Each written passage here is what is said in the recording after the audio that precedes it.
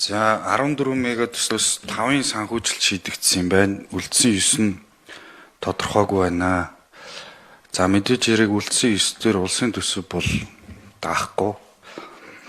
За урд нь шийдэгдсэн 5-ыг харахаар ихэнх нь Exim банкны зээлээр явсан байна. За манай улс зээлж хэрэх болон өрийн таазаа харахаар үлдсэн 9 дээр дахиад Exim банкны зээлч гэдэг юм уу зээлийн асуудал яригдахад хэцүү болсон байна.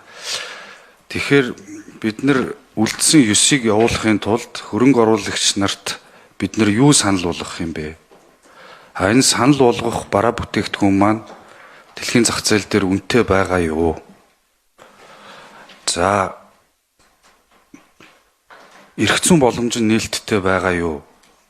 За ер нь эдийн засгийн хөгжлийн сайдын хувьд байнгын хороонд хэлэх санал хүсэлт юу байна? За ингээд энэ асуултыг асууж байгаа. Гуравт нь авто замын төсөл нэгч харагдахгүй байгаа. За ер нь альва улсын дотоодын нийт бүтээгдэхүүнийг харах юм бол за хөгжингүй орнуудад нэг 5-аас 10% авто зам нөлөөлдөг дотоодын нийт бүтээгдэхүүн. За манайх шиг улсад бол маш өндөр 15% дотоодын нийт бүтээгдэхүүнийг авто зам эдийн засагт нөлөө үзүүлдэг, өсгөдөг. Тэгтэл өнөөгийн байдал бол Монголд 6% таа байна. Дотоодын нийт бүтээгдэхүүнд нөлөөлж байгаа манай хатуу уучлалтай авто замын нөлөөлөл 6% таа байна. Тэгэхээр эдийн засгийн эргэлтийн нийт 90% нь манайх авто замаар явж байгаа юм байна. Энэ дээр 14 мега төсөл дээр аж үйлдвэрийн байнгын хорооны зүгээс гишүүний хувьд энэ авто замын төслийг яагаад оруулах боломж бий юу? Энийг бас байнгын хорооны дарагт уламжлалмаар байгаа. Бас эдийн засгийн сайдаас энэ авто замын төсөл дээр ямар бодолтой байна гэсэн ийм асуудал байгаа. Статистик харахаар авто замд хөрөнгө оруулаагүйгээс болоод манай дотоодын бараа бүтээгдэхүүний эргэлтэнд экспортын бараан дээр 30%, импортын бараан дээр 40% нэмэгдэл үүсэж байна гэсэн ийм судалгаа өгөөд байна. Тэгэхээр бид нар энэ авто зам дээр төсөл хэрэгжүүлээгүйгээс болоод энэ 30-аас 40% үнийн өсөлт бол яваад ах юм байна гэсэн ийм тоон үзүүлэлт гарч байна. Тэгээ энэ гурван асуултанд хариулт авъя. Би түрүүн танилцуулгад их тодорхой хэлсэн Эрдэнэ мөрөнгийн цахилгаан станцын санхүүжилтийн асуудал бол сая өнгөрсөн оны төгсгөлд шийдэгдсэн. Тэгээ бид нартай зүг их олон гишүүн бас Шанхайд очиж асуудлаа шийдсэн байгаа.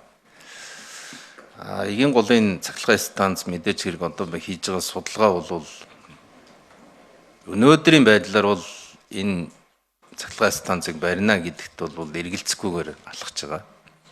Гэхдээ энэ бол бас Оросын холбооны улстайгаа ярьж шийдэх ийм ажил байгаамаа. Ярилцахаас өөр аргагүй юм байлээ. Тэгээ ярилцаад явж байгаа. Огт хамаагүй гэж бид нар дураараа бас ярмаар байгаа юм.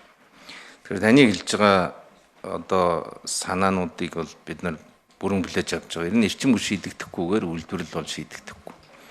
5 толгой сэргээгдэх хоёр бол цэвэр манай дотоодоос хамааралтай. Энэ дээр бол цэвэр эрчим хүчний яамны үйл хэрэг.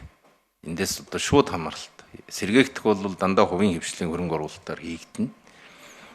Хувийн хвшлийн хөрөнгө оруулалтаар хийгдэхийн тулд бол их усвэр одоо нөгөө хинээр юу хийх вэ гэдэг асуудал дээр тулцсан байгаа гэж би ойлгож байгаа.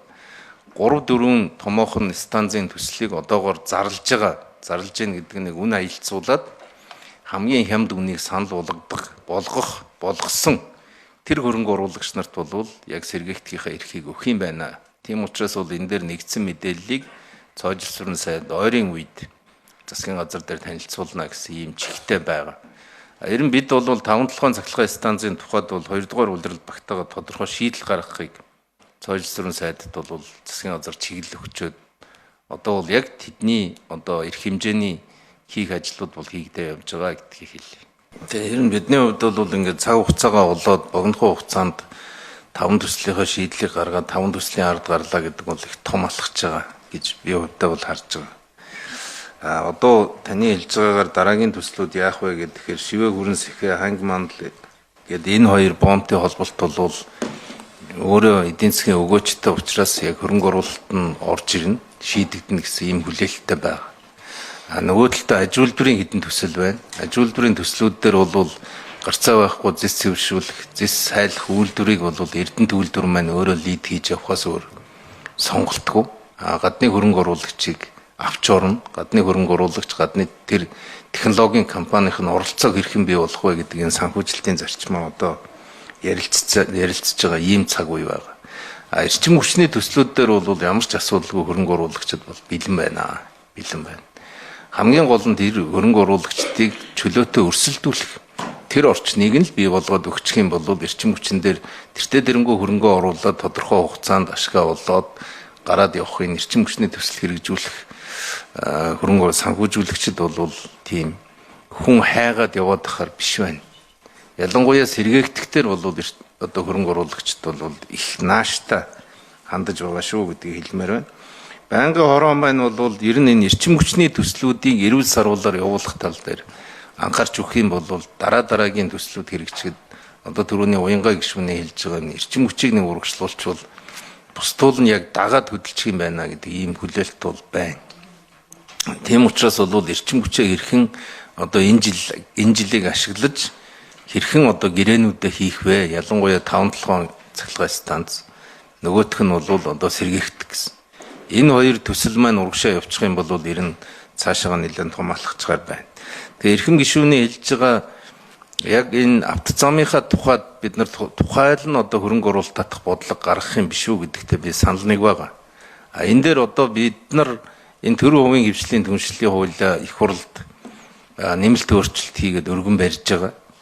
Тэгээ өргөн баригдахаар та бүхэн маань энэ дээр бас яг төр хувийн хвшил хоёр хэрхэн түншлэх тухай дээр ингээд зөв ухааныг гаргаж өгөөч гэж хүсмээр байгаа. Нэг бол хувийн хвшил 100% хариуцуулдаг, эсвэл төр 100% хариуцдаг, эсвэл барьж байгаа шууд мөнгө авдаг гэдэг хэлбэрээс гадна тодорхой хөрөнгө оруулалтын хамтрагчд байх боломжуудын тухай. Тодорхой урт хугацаанд 20-30 жилийн хугацаанд буцаагаад энэ нэг удаагийн бүтээн байгуулалтын төлбөрийг гаргах тухайд мөн одоо тодорхой гэрээ хилцлийн үр дүн дээр том төслүүдэд хөрөнгө оруулалт татах тухайд гэх мэтчлэн хэд хэдэн хувилбар бол яригдж байна. Ялангуяа одоо энэ хөдөөгийн үйлдвэрүүдийг бий болгоход бол гарцаагүй төрөөс одоо хөрөнгө оруулах шаардлага байна. Хөрөнгө оруулах. Хүмүүс тэр үйлдвэрийн эзэн байх бол шаардлага ерөөсөө алга.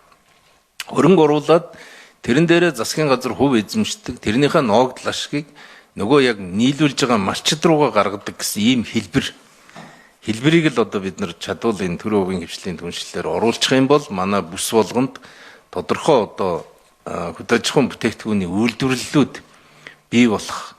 Нэггээр хэлбэл хөрөнгө оруулалтын тэр үн цэнийг нь засгийн газар хуваалцдаг байх. Тэр боломжийн тухайд хэдүүлээ нэг шинэ гаргалгаа гаргах шаардлага байна гэж ингэж харж байна. Баярлалаа. Мега төслүүд урагшлах хэвээр. Бид нар гэхдээ 14 гэдэг тоогоор хязгаарлалчаад ингээд нэг хажуугаар боломж гараад ирэхлээр бид нар 14-ийг хийнэ л гэж яваад иж болохгүй. Ер нь цаг хугацаа гэдэг бол хамгийн үнэтэй капитал. Тэгэхээр бид нар энэ цаг хугацааг ашиглаад явуулах ёстой мега төслүүдээ бүгдийг л явуулах ёстой. 15 байна уу, 21 байна уу, боломж гарвал бүгдийг л явуулж явах ёстой. Яах гэж хамтарсан, хөгжих гэж л хамтарсан шүү дээ. Тэгэхээр энэ 14-өөсөө дахиад одоо их хурлын гишүүдэд байгаа санал, энэ аж үйлдвэржилтийн байнгын хорон дээр гарч байгаа энэ ажлын хэсэгтээ хамтарч ажиллах нь зүй ёсны хэрэгээ. Манай засгийн газарт хүн дутж байгаа. Их хурлын гишүүд нэмэр болно. Энд 14 мега төслийг эсэргүүцээд ч юм уу ингэж байгаа хүмүүс байхгүй. Та бүхнийг эрсдлээс хамгаалах гэж байгаа бас. Тэгэхээр энэ төслийн ажлын хэсэгт орох саналтай байгаа. За тэгээд цаашдаа би түрүүн асуусан асуултан дээр баттгаад үг хэлчихье. Манай эдийн засгийн эргэлтийн 90% нь автозамаар явж байгаа шүү. Төмөр замыг үгүйсгээгүй. Тэгвэл автозамын төслүүд дээр явах ёстой. Манай дотоодын нийт бүтээгдэхүүний дөнгөж 6% дээр автозамын нөлөө байна. Зүй ёс эдийн засгийн онолынхоо хувьд бид нар энийг 15% хүргэх ёстой.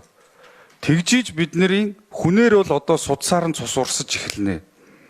Одоо манай эдийн засгийн эргэлт бол яг ингээд цус нь өтгөрцөн бүглөрөөд харахж байгаа хүний нөхцөл байдал дээр байгаа.